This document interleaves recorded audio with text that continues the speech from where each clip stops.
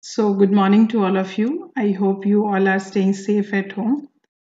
So, last class we had completed chapter 12 and I had posted the exercise part also along with the video.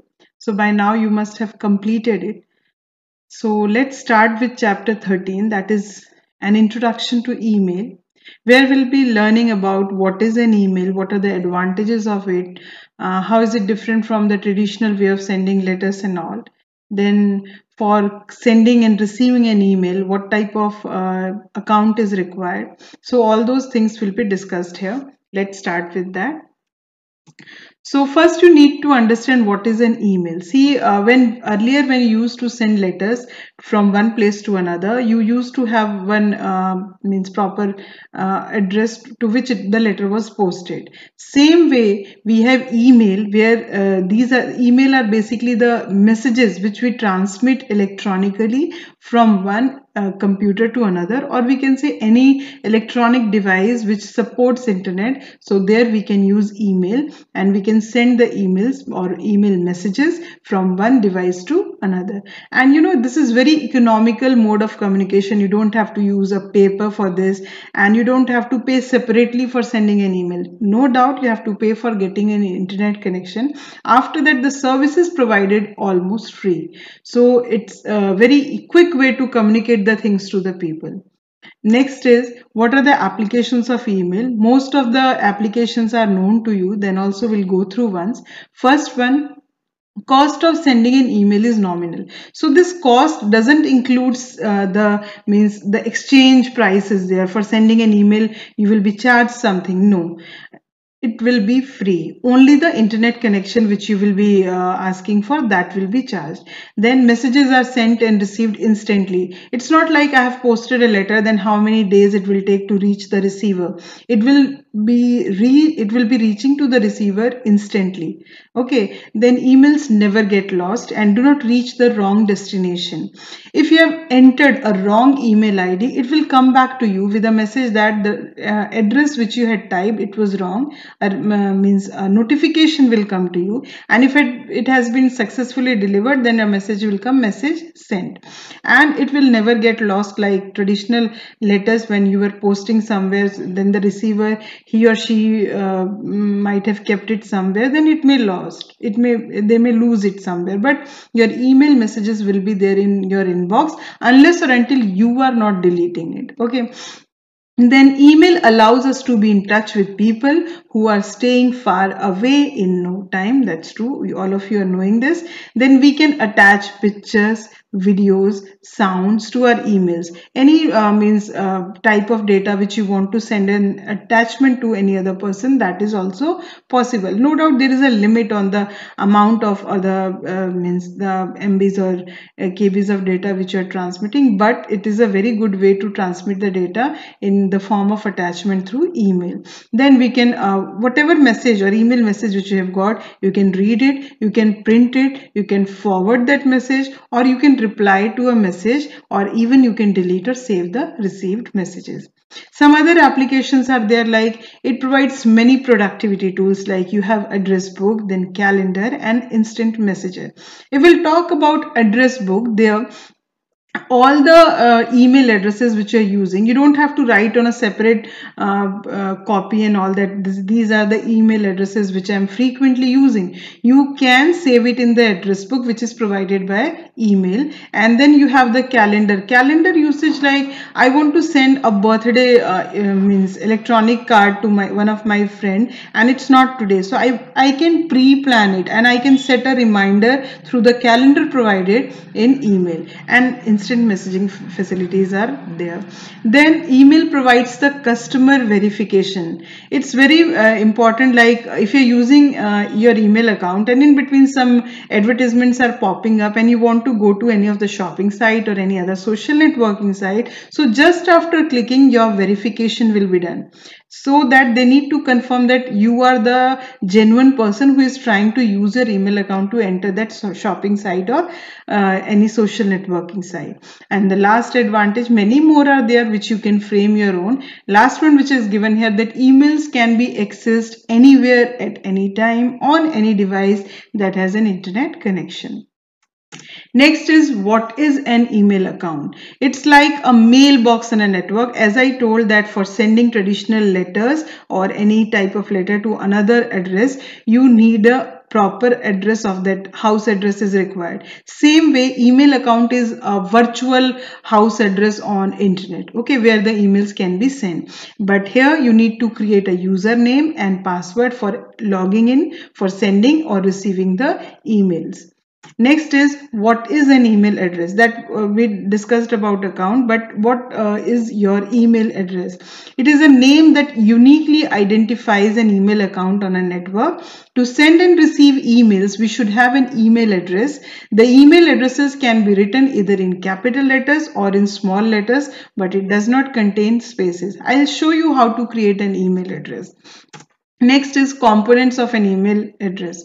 When you create an email account, an email address, what are the main components of that email address? Like if you're creating your email address, then basically there will be two parts. Third one is also there, but basically we say that there are two parts. One is the username, unique username. Means on the web service which you're using, there your account will be unique. And the domain name means the web server where you're creating it. Web service where you're creating it. And finally the extension is there, like which type of service you're using, commercial, org, or any country, something like that. Okay, so if I'll give you an example, that xyz@gmail.com. So xyz will be the unique username, Gmail will be the domain name, and com, that is commercial, is the domain extension. Okay, and these two parts are separated by @sign. So we have three parts: username, domain name, and domain extension. If you're writing two parts, that is also correct, no issue. Basically two parts: username, domain name, and domain name contains the domain extension, as I told. Let me give you an example here. Components of an email address: Jack and Jill, this is the unique username, and here the domain name we have Gmail, and this one is the domain extension, and these two are separated by this @sign. So this contains three parts, or if you're writing two parts, then also there is no issue. Next is, which email services, means which web services are there which will provide you free email program. So for using a web-based email, one needs to first register with an email service provider in order to get a free account and create a login with a username and password. After logging in, one can create, send, receive, forward, and delete emails. Some well-known free web-based email services are gmail.com, yahoo.com, msn.com, hotstar.com, many are there. Hotmail.com, many are there. So next is, what is an inbox? That also we'll discuss. Here, email message, when you create one email, so what are the components are there? So this is not the email address, components of an email address. This is the components, or you can say format of an email message. When you start creating, then what columns or what text boxes are appearing there, that you must know. First one to, second is CC, third is BCC, then next is subject, and this is the message body where the actual message you'll have to type. So first we'll discuss with TO2. Here you will be writing the email address of the person to whom you are going to send an email. Then next is CC, which stands for carbon copy. Suppose same type of letter you're going to send to some other people also. So those addresses can be written here, email addresses can be written in this column by putting one comma. But if you're writing in this column, all the receivers will get to know other than them who else have got the same message. And if you want to hide it from others, that single person should know that he has got the message, he should not have any knowledge who else have got the same message other than him, then you can write their email addresses in this column, that is BCC, which stands for blind carbon copy. It can be written in this part. So this is a basic question comes from this area, that what is the difference between CC and BCC. So first you will write the full form, that CC stands for carbon copy, BCC stands for blind carbon copy. And if you're writing the addresses in CC, then all will come to know about the receivers list. But if you're writing in BCC, then each and every receiver will not come to know who all have got the same message other than them. Okay, next is how to create an email account. Here for some steps are there, but here also I'll show how it can be created. First, you should have an internet connection. So connect to internet, then open the website or the web wherever you want to create. Suppose I'm taking the example of Gmail account. So I'll be opening www.gmail.com. Then you will get an option there, create account link, a button will be there. And then you will proceed to the next page. A registration form will appear where you will enter the details which are required. And finally, you will be asked to accept the agreement. Click on accept, then your email account will be created. Let me show it to you practically how it can be done. And one more thing, what is an inbox? All the received messages which are coming from a known source. This also I'll explain what is known source and what is not a known source. Known source means the addresses which you know from wherever it is coming, then it will go to inbox, all the received messages. Okay, so let's start creating it. For creating an email, first you just go to, suppose I'm opening this Chrome account.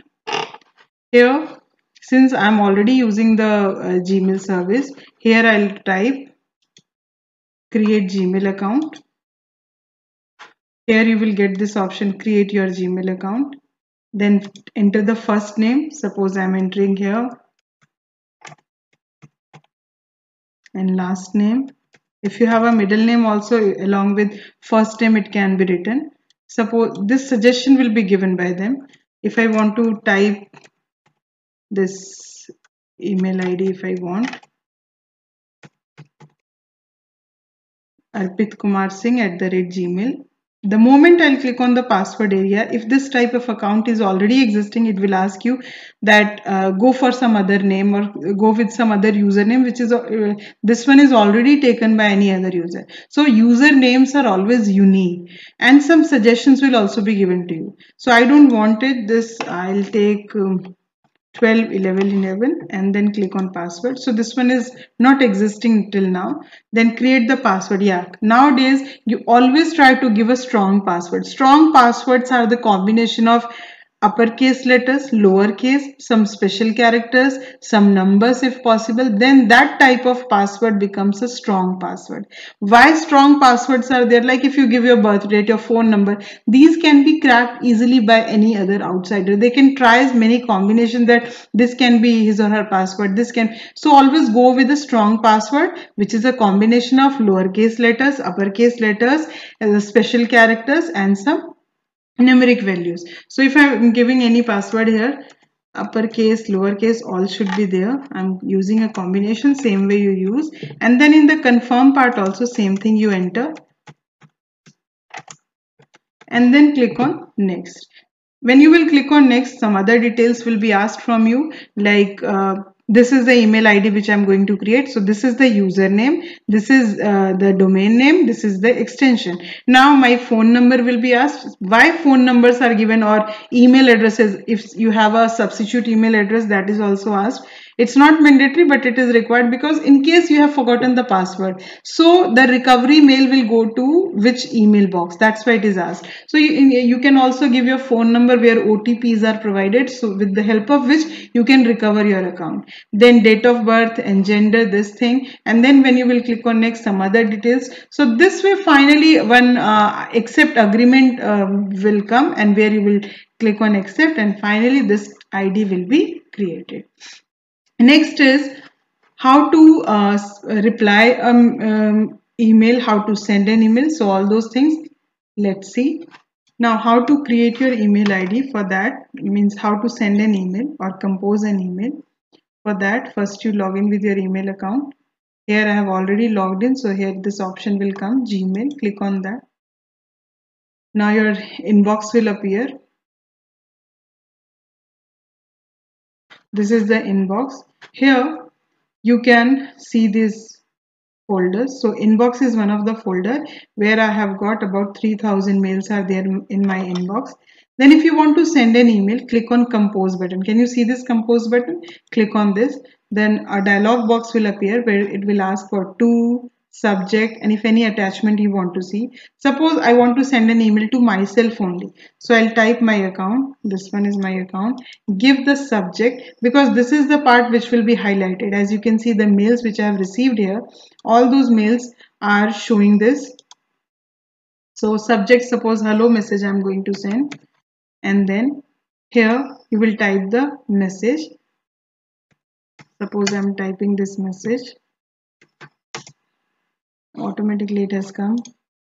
So if any attachment you want to see, you can click on this attach files, then locate the file which you want to add.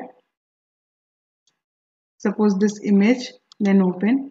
It will take some time. If it is more than KBs, then it will go through your drive. Okay, so here once it is attached, now you can click on send button. Okay, so here you will get this option of sending the, if you want to format it, from here you can see that those options for formatting your document. Here text formatting options are available. If some smileys you want to, emojis, emoticons which you want to insert, then some images in photos if you want to insert. So all those options are available here, and finally you will click on send.